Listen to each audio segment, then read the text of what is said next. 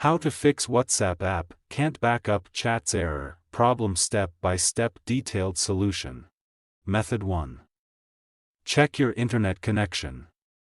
Make sure that you have a strong and stable internet connection. You can do this by trying to access other websites or apps on your device. If you are not able to connect to the internet, try restarting your router or modem. Method 2. Restart your phone. This can often fix minor software glitches that may be causing the problem. Method 3.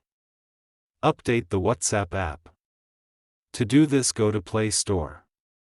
Search for WhatsApp. Go to WhatsApp. If there is any update, update it. Method 4.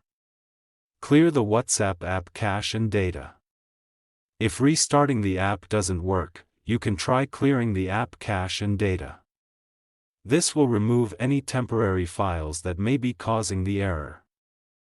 To clear the app cache and data, long press on WhatsApp, click on App Info. Then click on Force Stop.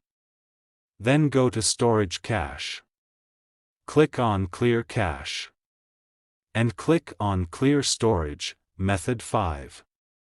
Reinstall the WhatsApp app.